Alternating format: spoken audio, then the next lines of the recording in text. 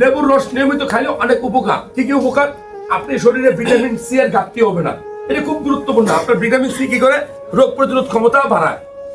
আর দ্বিতীয়ত, লেবুর রসে সাইট্রিক অ্যাসিড থাকার কারণে যাদের কিডনিতে বারবার পাথর হয়, বিশেষ করে যারা প্রবাসী আছেন, তাদের ক্ষেত্রে পাথর হতে বাধা প্রদান করে। তাহলে নিয়মিত লেবুর রস খাওয়া উচিত। লেবুর রস খাওয়ার নিয়ম কি জানেন?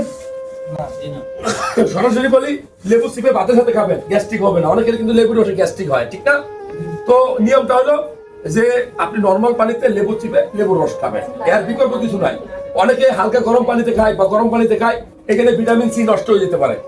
ভিটামিন সি তাপমাত্রা সহ্য করতে পারে না।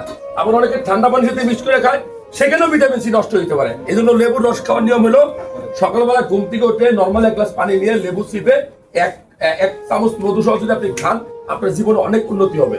কিডনিতে পাথর হওয়ার প্রবণতা কমবে, রোগ প্রতিরোধ ক্ষমতা কমবে, আপনার ওজন কমবে, ডায়াবেটিস কন্ট্রোল হবে। আপনার মধু খাওয়ার কারণে আপনার অ্যান্টিঅক্সিডেন্ট পাবেন, আপনার রক্ত শর্করা রোগ থেকে দূরে থাকবেন। যাদের হরমোন লেভেল কমছে, টেস্টোস্টেরন লেভেল কমছে, সেটার হরমোন লেভেল বাড়বে। যাদের শুক্রাণুর কোয়ালিটি খারাপ, সেটা ভালো হবে।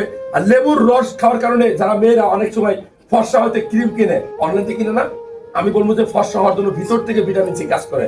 আপনি লেবু খান।